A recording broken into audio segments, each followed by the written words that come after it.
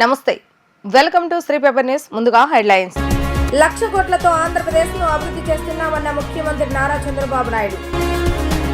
Road ప్రజాస్వామ్య వ్యవస్థకు పునాది అన్న కలెక్టర్ లక్ష్మీషా.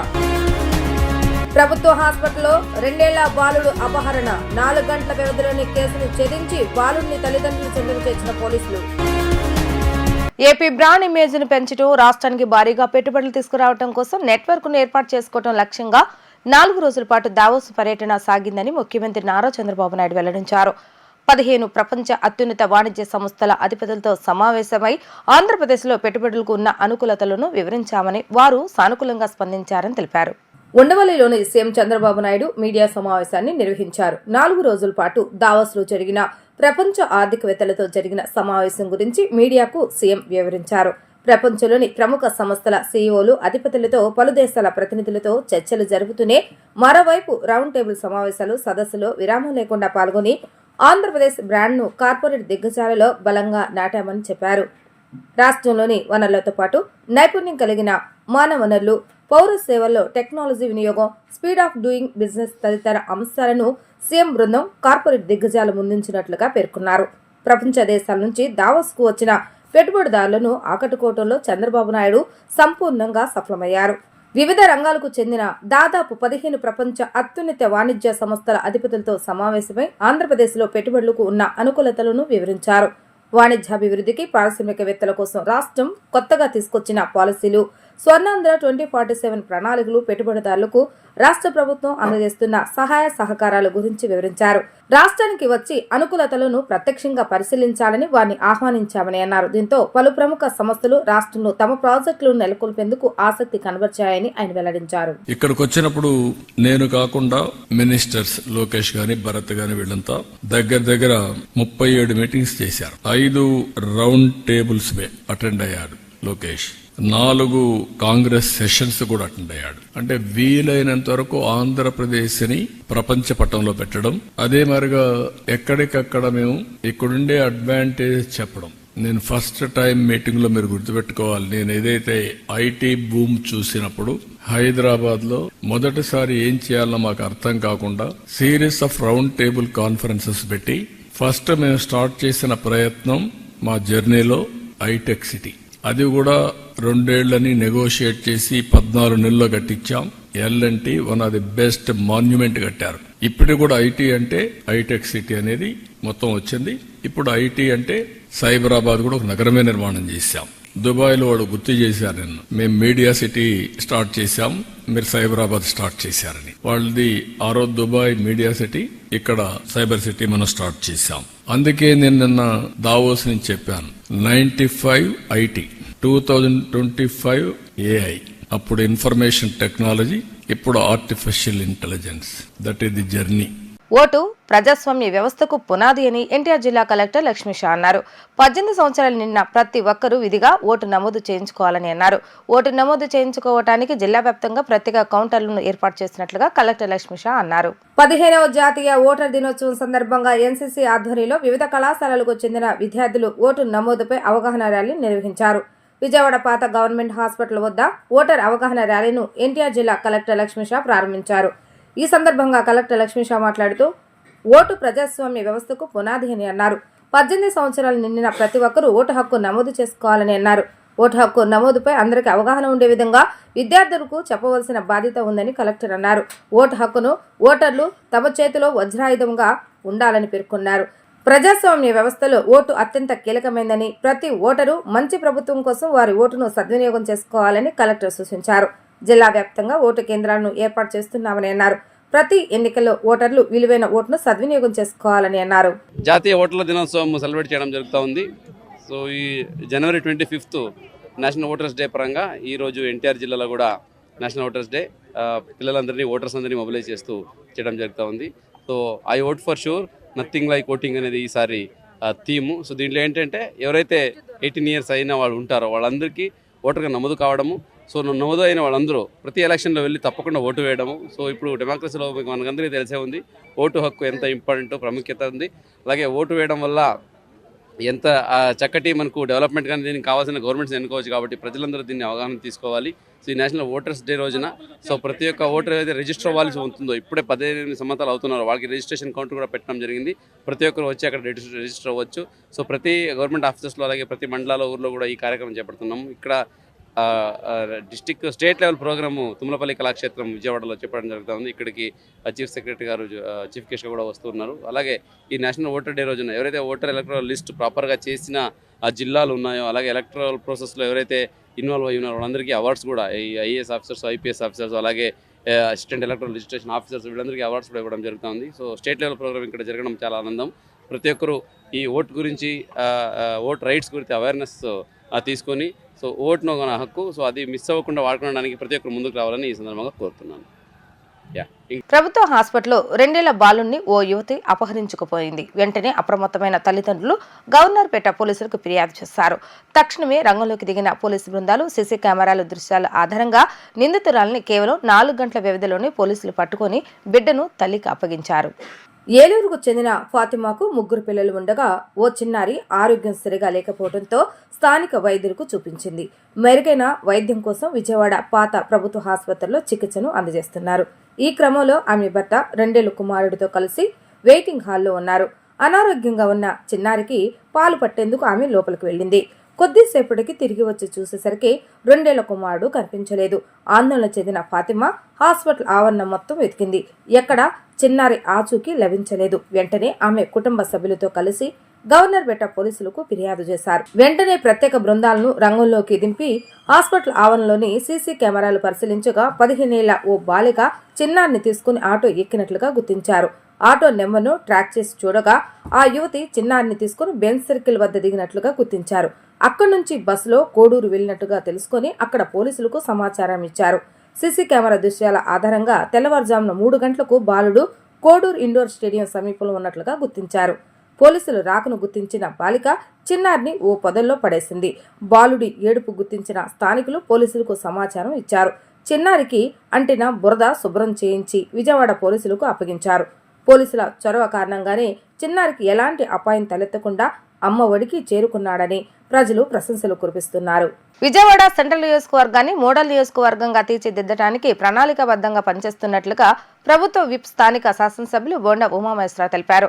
గడిచిన 5 ఏళ్లు వైసీపీ ప్రభుత్వ పాలనలో నిర్లక్ష్యానికి గురై పట్టించుకొని ప్రజా సమస్యల పరిష్కారమే ధ్యేయంగా పనిచేస్తున్నామన్నారు. టీడీపీ కూటమి ప్రభుత్వం అధికారంలోకి వచ్చి 6 నెలల కాలంలోనే 130 కోట్ల రూపాయలకు పైగా నిధులతో అనేక అభివృద్ధి కార్యక్రమాలు చేపట్టామని, కొన్ని పనులను ఇప్పటికే పూర్తి చేసినట్లుగా ఆయన వివరించారు. నియోజకవర్గంలోని 37 డివిజన్ గద్దె వెంకటరామయ్య నగర్ లో 17.49 లక్షల రూపాయల వ్యయంతో స్థానికంగా ఉన్న నూతన వాటర్ ట్యాంకుకు చుట్టూ ప్రహరీ గోడ నిర్మాణ పనులకు ఎమ్మెల్యే బోండా ఉమామహేశ్వర శంకుస్థాపన చేసి ప్రారంభించారు. ఈ సందర్భంగా బోండా ఉమా మాట్లాడుతూ టీడీపీ కూటమి ప్రభుత్వం రాష్ట్రంలో అధికారంలోకి వచ్చిన తర్వాత అభివృద్ధి పనులు వేగవంతంగా జరుగుతున్నాయని అన్నారు. సెంట్రల్ నియోజకవర్గంలో 130 కోట్ల రూపాయల వ్యయంతో అభివృద్ధి పనులు చేపట్టామని, ప్రధానంగా డ్రైనేజీలు, రహదారుల నిర్మాణంపై దృష్టి సారించామని అన్నారు. 30వ డివిజన్ వేగవంతంగా అభివృద్ధి చెందుతున్న డివిజన్ అని, ఈ డివిజన్ లో గత ప్రభుత్వ పాలనలో అభివృద్ధి పనులు సక్రమంగా జరగలేదని అన్నారు. గతంలో తాను టీడీపీ ఎమ్మెల్యేగా ఉన్న సమయంలో గద్దె వెంకటరామయ్య నగర్ ప్రాంతానికి స్థలాల రిజిస్ట్రేషన్ సౌకర్యం తీసుకొచ్చినట్లుగా చెప్పారు. రిజిస్ట్రేషన్ సౌకర్యం వచ్చిన తర్వాత ఈ ప్రాంతంలో మౌలిక వసతులు ఏర్పడుతున్నాయని అన్నారు. రహదారుల నిర్మాణం జరిగిందని అన్నారు. వైసీపీ ప్రభుత్వం వచ్చిన తర్వాత అభివృద్ధి పనులు ముందుకు సాగలేదని అన్నారు.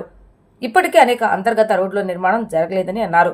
ప్రస్తుతం రహదారుల నిర్మాణం చేయాలని స్థానికులు కోరుతున్నారని, త్వరలోనే అన్ని రోడ్లను సీసీ రోడ్లుగా, బీటీ రోడ్లుగా మారుస్తామని అన్నారు.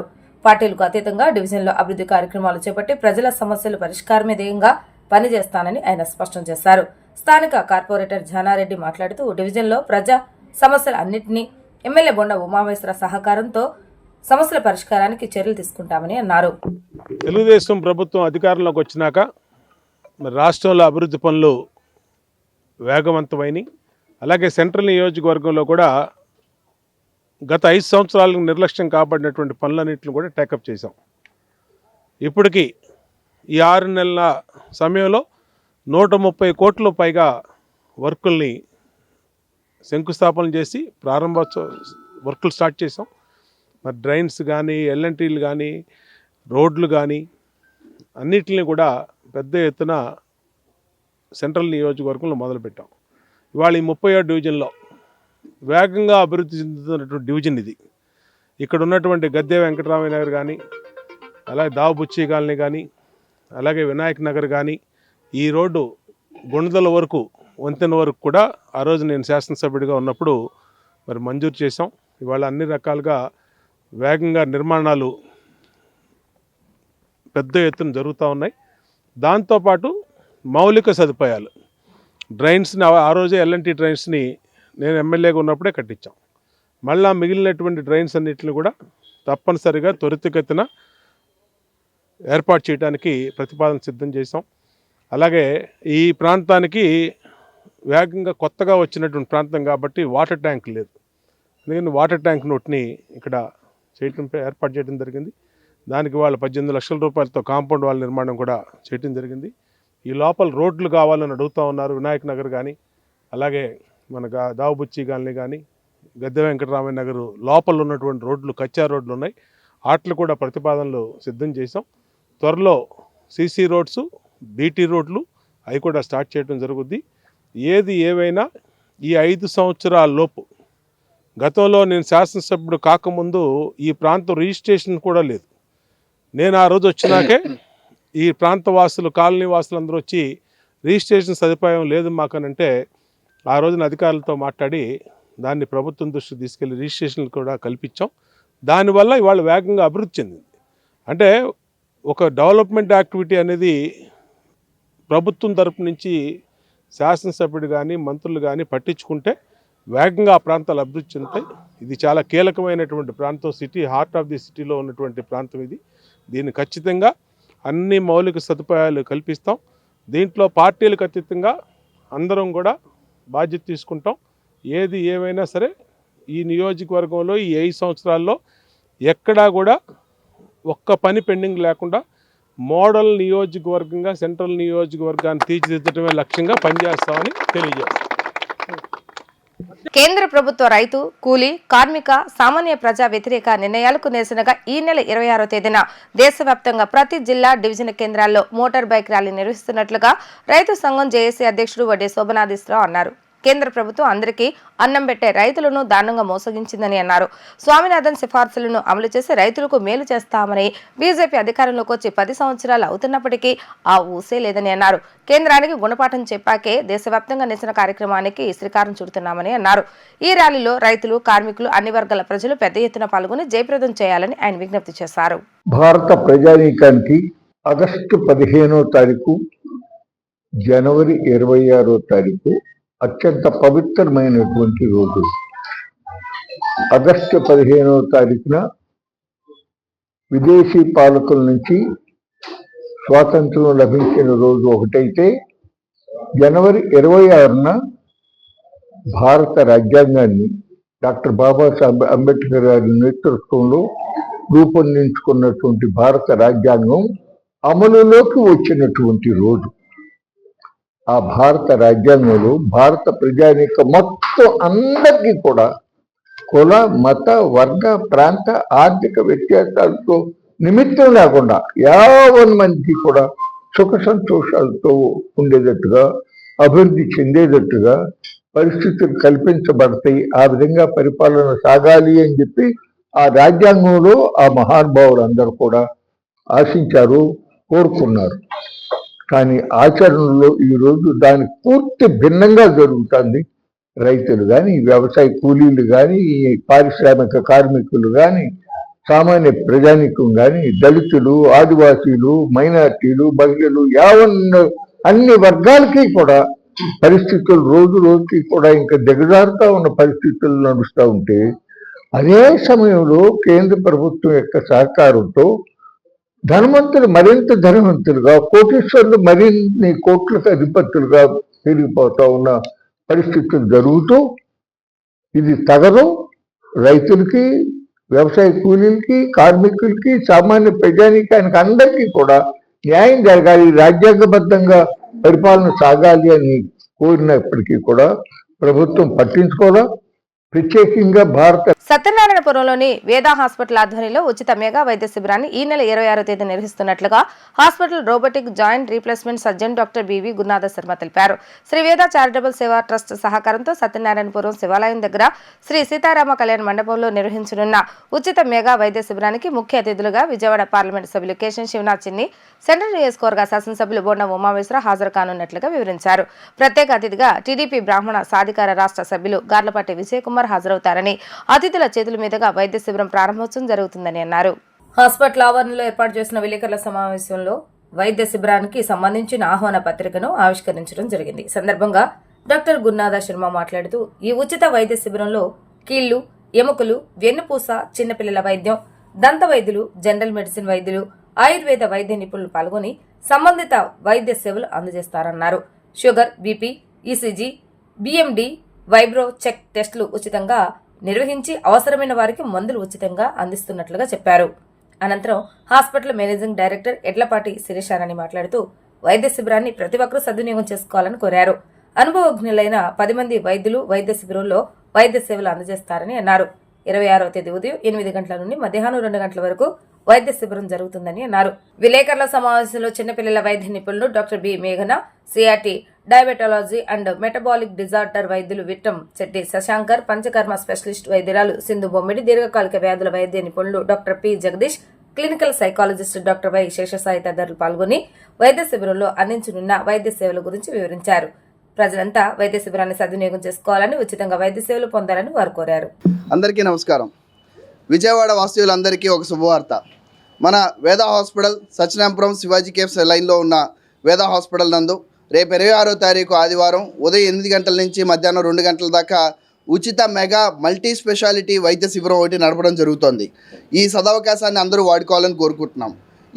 ఈ వైద్య శిబిరంలో మల్టీ స్పెషాలిటీ అనగా ఎముకలు, కీళ్లకు సంబంధించిన డాక్టర్లు, వెన్నుముకకు సంబంధించిన డాక్టర్లు, పిల్లల ఎముకల స్పెషలిస్టులు, డెంటల్ డాక్టర్లు, వివిధ రకాల మల్టీ స్పెషాలిటీ డెంటల్ సదుపాయాలు, అలాగే డయాబెటీస్, హైపర్ టెన్షన్కి సంబంధించిన general physician, ayurvedic medicine doctor గారు, సైకాలజీ స్పెషలిస్టు, ఇలా వీళ్ళందరూ మీకు అందుబాటులో ఉంటారు.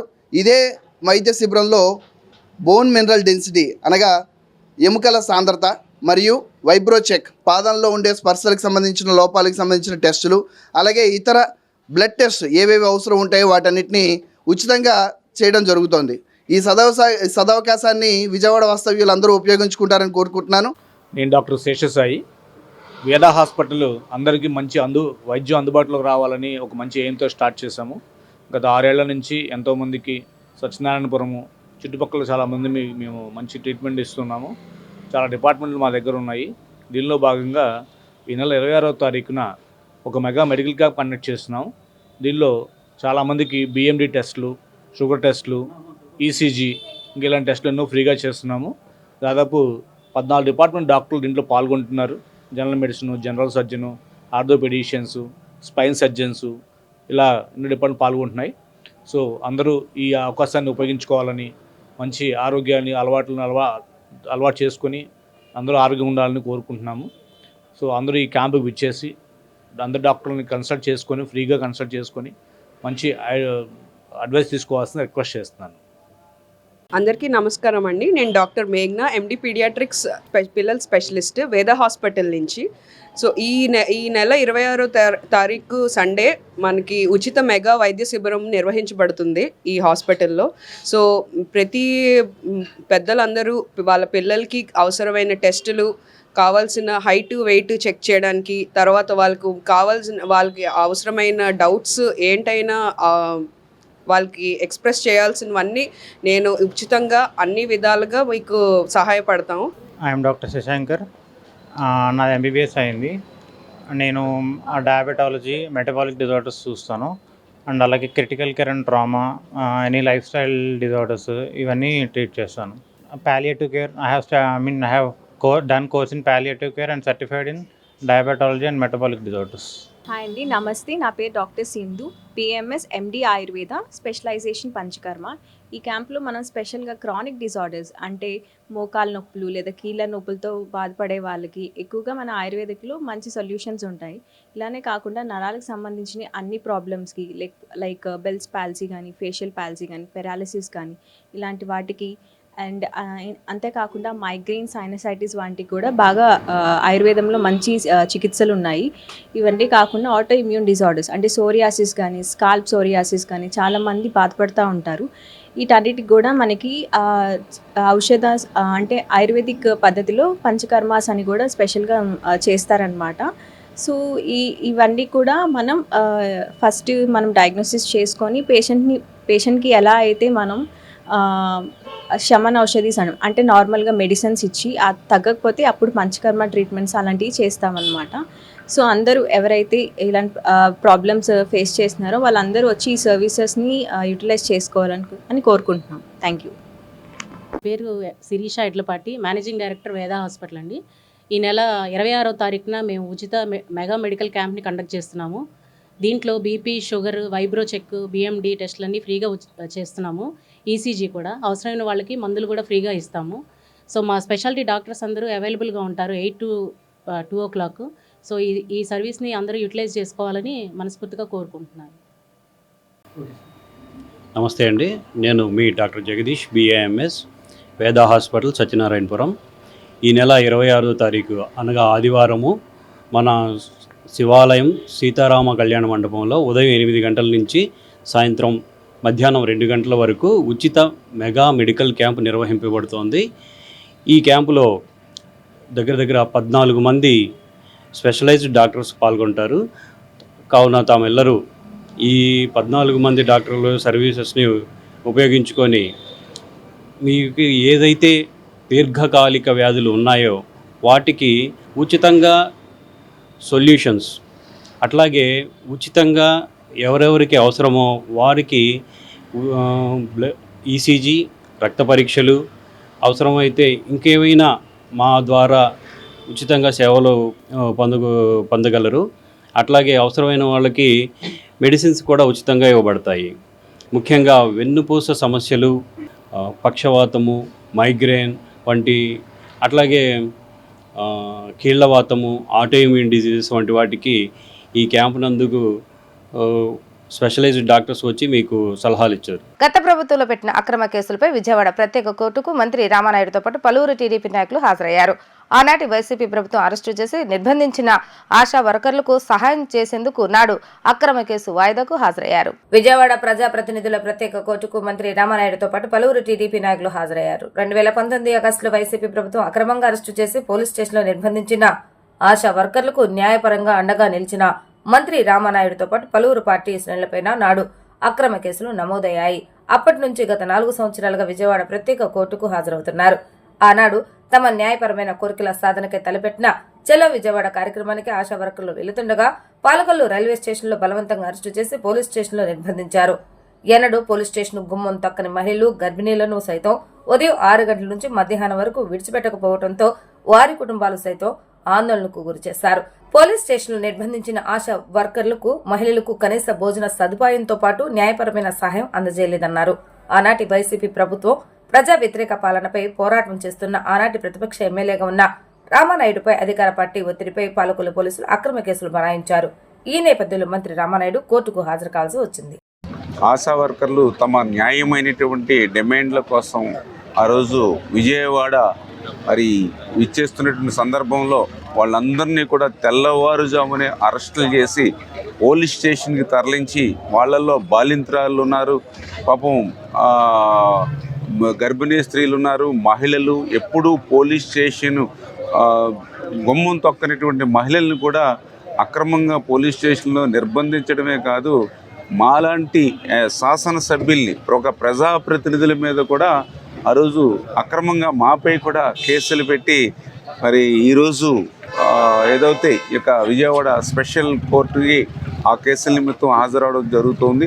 అంటే గత నిరంకుశత్వ నియంతృత్వమైనటువంటి ప్రభుత్వం ఒక కక్షలు, కేసులు, వేధింపులతో సాగినటువంటి పాలనకు ఈ ప్రజాప్రతినిధులుగా ఉండి ప్రజలకి మేలు చేసి ప్రజలకు సేవ చేయడం కూడా తప్పుగా ఆ రోజు అక్రమ కేసులు నమోదు చేయడాన్ని తీవ్రంగా ఖండిస్తూ ఈరోజు కూడా విజయవాడ ఈ స్పెషల్ కోర్టుకి ఈ ఆశా వర్కర్ల కేసు నిమిత్తం హాజరవడం జరిగిందని చెప్పి తెలియజేస్తుంది. మచిలీపట్నంలో శానిటేషన్ పట్ల నిర్లక్ష్యం వహిస్తే సహించేది లేదని జిల్లా కలెక్టర్ డికే బాలాజీ అధికారులను శానిటేషన్ సిబ్బందిని హెచ్చరించారు.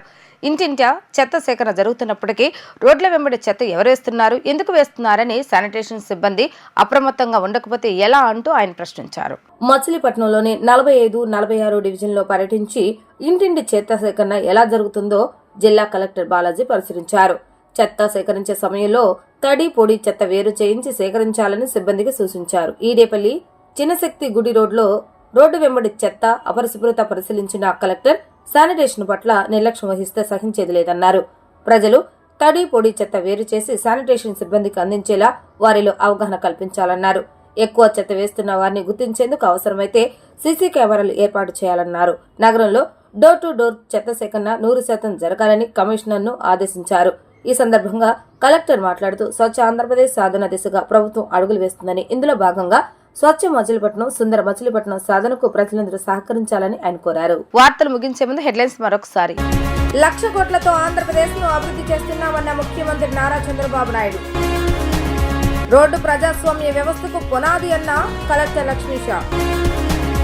ప్రభుత్వ హాస్పిటల్లో 2 ఏళ్ల బాలుడు అపహరణ, 4 గంటల వ్యవధిలోని కేసును ఛేదించి బాలుడిని తల్లిదండ్రులు చెందుకు చేర్చిన పోలీసులు. ఇవి ఈ రోజు వార్తా విశేషాలు. మరలా తిరిగి ప్రసారమైన వార్తలు మళ్ళీ కలుద్దాం. అంతవరకు సెలవు. నమస్కారం.